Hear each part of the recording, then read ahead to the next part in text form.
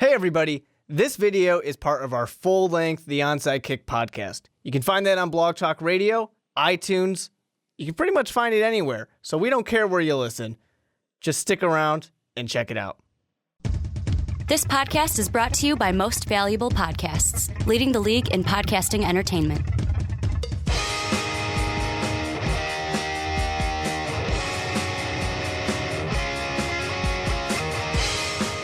What's up, everybody? Ricky Widmer here, along with the Mark Weber. Dub them ease. And welcome in here to the Onside Kick here on Most Valuable Podcast. If you're downloading us from Blog Talk Radio, thank you for the download. If you are watching us on YouTube, hey YouTubes, how's it going? You can see our wonderful faces, and we weren't supposed to be the video podcast this week. It was supposed to be the fast break, but I thought, hey, you know what? Special treat for you guys.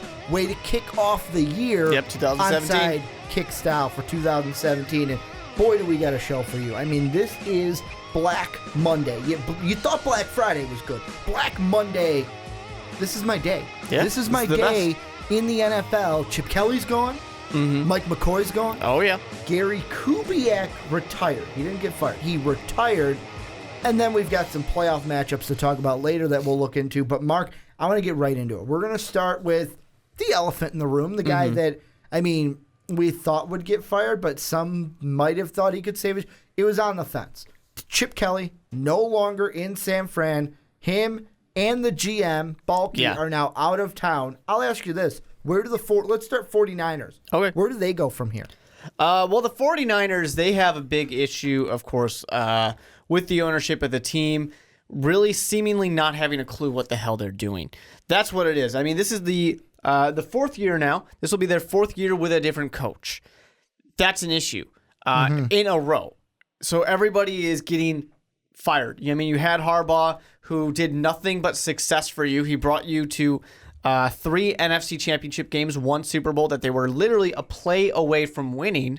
Some people like Dave Elster believe they should have won. I actually believe that holding probably should have been called as well, or the offsides. Either one, take your pick. But anyways, you know, they did really well with him. They get rid of him just for personality issues. Tom Sula was a joke. You know, Chip Kelly. Basically the interim, not just when Singletary was fired, but was also the interim when right before the Chip Kelly when 2015 happened. He was basically just the, hey, you're here, have fun. Then Chip Kelly got hired, and a lot of people didn't like it because we had seen that Chip Kelly doesn't really work in the NFL. It's not something that works. And we can get into why Chip Kelly was fired if you guys would like that. We have plenty of opinions on that. We will.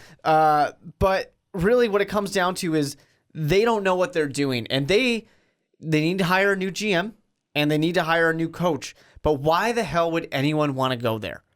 Why would you want to be a part of this? Because you've just seen GM, maybe, okay, I can understand why you might want to do it. But they've shown that they don't have a good direction. They don't know where they're going. They have gotten rid of 3 coaches now. I don't think that Chip Kelly should have been hired in the first place, but he didn't even get a chance. Just like Tom Sula didn't even get a chance. Just like Jim Harbaugh, when he was successful, was let go.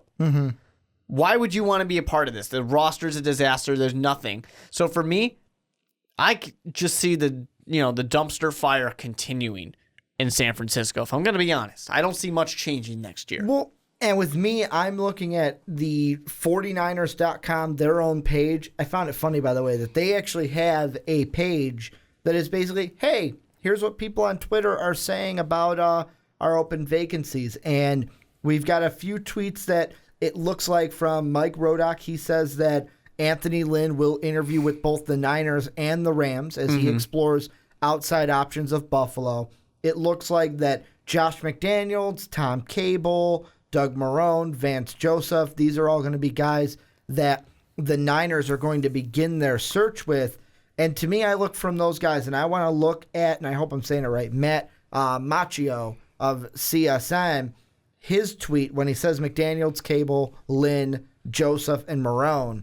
Really, the only 2 out of there that I'm super confident with is McDaniels and Marrone, both having some head coaching experience. I know Tom Cable does too. And you could kind of say, well, Ricky was in a shit situation with the Oakland Raiders. That's what this is. Who didn't know, but exactly. Yeah. That's what this is, a shit situation.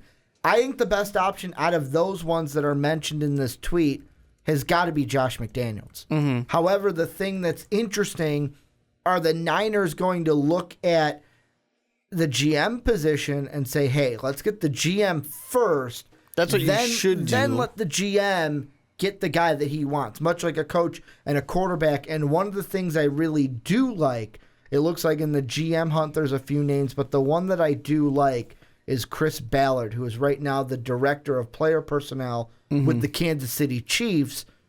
Chiefs are a pretty good franchise right now. Yeah, and somebody who's been considered quite a bit for multiple openings. You know, for the GM position, the thing that scares me about the GM position for the 49ers is that it really is starting from the very bottom and trying to work back up. I mean, this is 110% a complete rebuild. So they got to get a lot of things right. And ownership's shown some issues. When you had issues with a successful coach and personalities having issues, it makes you kind of nervous, I would think. But the thing for the San Francisco 49ers, really, that I wonder about is you got a guy like Anthony Lynn who doesn't really have that experience. You know, you got a guy like Doug Marrone who walked away from the Buffalo Bills because of the disaster that they were. So why would he want to be a part of this? You know, you got all these guys who I don't see a reason for them to go to San Francisco. The reason why I think that San Francisco is literally interviewing anyone who's willing to walk in the door is because they know they're not going to be an appealing place. They know that they are well, I'm not getting an offer anywhere else. Let's give this a shot kind of place. So I don't know. I can't see much turnaround for them for that case because and that's why I say Josh McDaniels, because of course I don't think he would want to go there either. I'm not saying would want to go there. I'm saying that if I'm a Niners fan, out of those names, I'm kind of hoping for Josh McDaniels because he's a guy that had that same kind of a little bit of chaos in Denver with the whole Tim Tebow situation and actually made it work. Actually got them Slightly. to the playoffs. He didn't last that long. He got fired. So I don't know if that really instills much confidence. But he was young, and now he's grown up, and he's had some more Bill Belichick time. Yeah, gone to the Patriots. But for me, I'm like, if I'm going for the absolute best team in the NFL, and this is what's being offered up to me, yeah, no thanks. A big issue for the 49ers, too, is for these head coaches, I don't know how many head coaches want to go somewhere where they don't know who their boss is yet. They don't know who the GM is yet. So why do you want to go to this place until you figure that out? But my biggest thing for any issue for the San Francisco 49ers, not to just rag on them all day, but what is the piece that you're looking at that makes you excited? What is it on the roster? Is it the opportunity? Because you don't know what the GM is going to be responsible for and if the GM is going to let you do things. What is it about this that might make somebody say, yeah, I want to be a piece of that? Well, and to me, this whole team, it's really, if there's any, I just think of the team in my head, maybe on offense, maybe Carlos Hyde is a young piece that you can say at least we have a running back. Of course, we didn't hear his name much this year than we did last year, but that could also be because Chip Kelly was also the head coach. But also the thing that I look at is the defense. There are still pieces on this defense. They're sprinkled. They're sprinkled throughout this entire team. But the main thing that this team does not have that they need is a quarterback. Yeah. They need a quarterback, and this was the perfect situation for the 49ers in that sense because everything that happened with Kaepernick, and then you have Blaine Gabbert and Christian Ponder behind him, none of those guys were going to be brought back to be the start. They are not going to be the starter long term. They were filling in for now. Yeah. This is the perfect storm of, you know what? We have a fork in the road right here. We can stay with Chip Kelly. We can let him pick his guy. Then we're handicapped to him. Yeah, you know that you're going to have to rebuild from ground zero. Yeah. So just get rid of everything. So they chose the second round. Get rid of Chip Kelly. you know what? Bring in a new GM, bring in a new head coach, let him pick the guy that he wants, and then we can move forward with that. Which, to me, I love Chip Kelly, not so much in the NFL. I liked him better as a college coach, and I think that he's a smart guy. He knows what he's talking about, but his stuff just doesn't, like, his whole system does not work in the NFL. And the big problem, too, is here you have this guy who's all about moving fast. That's what he wants to do. He wants to move fast. But a lot of times, moving fast for this team resulted in, okay, we're off the field fast, meaning our defense is back out there. And the defense doesn't control the pace. They don't get back on the sidelines really fast. So for Chip Kelly, he did not fit for what this roster had, the talent that was available. It did not work for him. And the big difference between the Oregon Ducks who ran it and his NFL teams is running fast is nice when you score. Yeah. When you can run fast, end it with a touchdown, cool. Because, the defense is going out there, but we scored. When you run fast and don't score, then that's a bad thing, because then you're giving the other side the option of, hey, now we can score. Which if you just look at some stats for the 49ers, they scored one of the lowest amount of points this year. They gave up the most points this year. This actually was the worst passing offense in the NFL. Really good running game, but really bad pass. It's just a recipe for disaster when you know, hey, we're moving really fast. Now we're getting our offense off and our defense back. You're not going to win games that way. Well, and for me, this will maybe transition into Chip Kelly before we move on to the other vacancies. But the thing with him, that it's not really the style of play on the field that I think gets him in trouble in the NFL, and why I think because I remember when he came to the Eagles for the first time, I was very excited. You and Dave, because this was the time where the onside kick was me, you and Dave. Yeah, we got heated in that conversation. It was, you guys were against it, and Dave was all about he's going to get someone killed out there. It's not supposed to go this fast. I thought of it as not like game-changing, but one of those things where it's like, this is something that is good change for the NFL. Like when the Wildcat showed up. It will get defenses thinking. It'll bring a different, like, there might be things that coaches draw from this, little bits and pieces.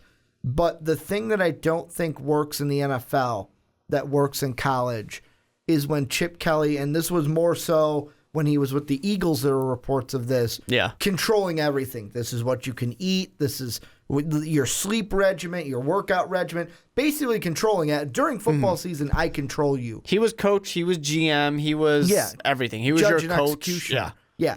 But that's the thing.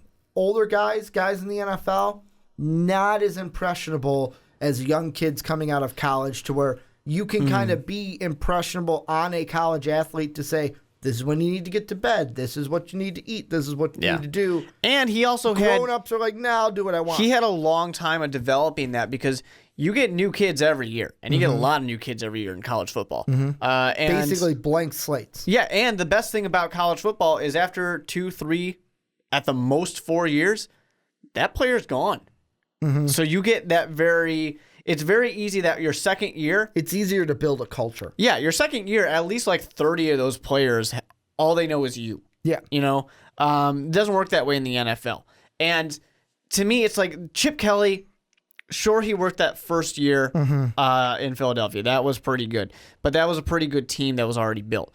For me, Chip Kelly, he needs to be somewhere where, yes, they're going to score points, but he needs to be somewhere where that defense is fucking great. Because he needs to get somewhere where if there's a 3-and-out that took about 30 seconds, that's okay, because our defense will get off the field. When your defense is this bad, because they're going to be that bad when they're out there all the time, it's not going to work. And that's why Chip Kelly cannot be a head coach in the NFL. He cannot do it. It is not a job he can do. He was fine for 1 year, and every year after that, it's been shit. It does not work for him in the NFL. He needs to be an offensive coordinator and accept that that is his role in the NFL. Or go back to college. Go back to college. And I think for Chip Kelly, he should go back to college because he likes control. He wants that control, and he is not going to be Bill Belichick in the NFL. So he needs to go back to college or accept that, hey, you know what? McDaniels is going to go coach somewhere. Maybe I can sneak into Bill Belichick's little tree here, and I can be the offensive coordinator.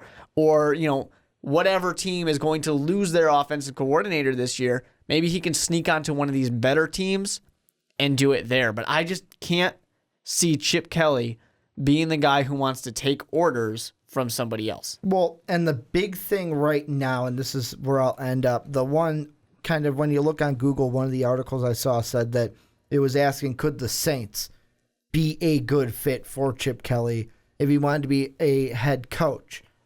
I look at that and I go, that doesn't fit your mold, Mark. They do not have a great defense there in New Orleans. They do have the good quarterback who will score points, but probably not a quarterback that fits the Chip Kelly system. Exactly. The other thing that I look at is this is an interesting time to where if I was Chip Kelly, I'm very upset with the 49ers. Because if the 49ers knew they were going to do this, they should have done it when the college season ended. Because then it would have given Chip Kelly the opportunity to say, hey, you want to go back to college? More so, you want to go back to Oregon? Here you have the chance. Or at least tell him, hey, we're not going to make it public. We're basically letting you know we're going to let you go so you can, if you want to look at college jobs again. Because to me, at this point where we are, most of those vacancies in college are gone. Yeah. They're gone. So he might have to sit out a year if he wants to go to college. Here's the thing. He's getting paid from 3 different teams right now. 3 different teams are paying Chip Kelly to not coach. Take a year off, man. Go golf. Enjoy your day. Or go be an analyst for the Pac-12 network. Or you know what you can do is take a page out of the Gary Kubiak book and say, I need some time to actually enjoy the life with my family. Enjoy that. Because you're getting paid no matter what. You're set, man. Just enjoy that. Next year, I guarantee you there will be more openings in the college football world, and you can take one of those. Just take a year off. No one's going to forget about Chip Kelly and what he did in Oregon. People are still thinking about that when teams would want to give him a phone call. He can afford to take some time off. Well, and this is where you guys come in. Let us know down below in the comment section what you guys think. What's next for the 49ers? What's next for Chip Kelly? I know we didn't really mention some teams that Chip Kelly could go to. That's why I want you guys to come in. Throw us some teams, and maybe later in a future Onside Kick, we'll look at those teams for you guys. Well, I hope you enjoyed that, and don't worry, there is plenty more where that came from. You guys can check it out right over here. Click that video, start watching it, and just stick around on Most Valuable Podcasts.